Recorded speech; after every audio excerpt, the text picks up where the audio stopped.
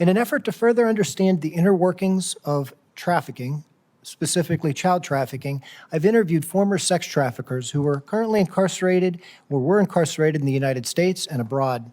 Sadly, in my research, I found that there's a market for juvenile organ harvesting. Unaccompanied minors are especially vulnerable en route to the border of this threat. Cartels bring trafficking victims to the border and rely on a network of gangs to facilitate trafficking within the United States. Through research, I've uncovered the inner workings of stash houses that exist on both the U.S. and the Mexican side of the border. These stash houses are used to exploit trafficking victims. Stash houses work in a series of three. The first house is a processing center. The second house is where the actual exploitation occurs. The third house is where the final transportation arrangements are made for the victim. Cartels utilize cloud technology.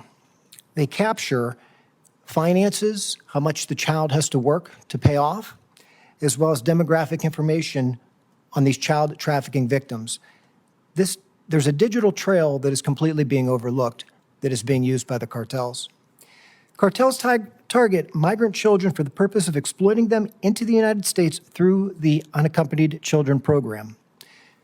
Children in migrant groups are sold to traffickers when it's discovered that their families don't have the extra money to cover the unexpected expenses by the coyotes who are embedded within the migrant groups en route to the southwest border.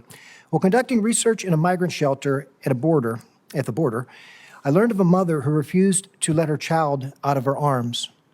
The mother explained to staff that she was robbed of her belongings en route to the southwest border, in addition to all of her property being stolen from her. So were the two other children that she started the voyage with. Post-placement protections for migrant children are completely inadequate. In one incident, law enforcement checked on the well-being of 25 UCs. It could only locate 2. Some sponsors reported the children never arrived. Through my research, I've discovered that ORR uses NGO contractors to manage influx facilities. There's a need for more ORR accountability within these facilities to ensure the safety of these migrant children. NGOs use staffing agencies to provide personnel. There's been a history of inadequately vetted staff having access to children without background checks and security clearances. While ORR has an on-site monitor, they receive filtered information from the NGO managing the influx facility.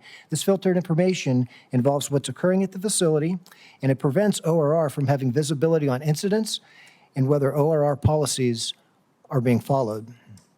The crisis involving exploitation through the UC program continues, and there is an urgent need for reform in managing the UC program to mitigate further exploitation and trafficking of children. Thank you for this opportunity, and I welcome your questions. We will have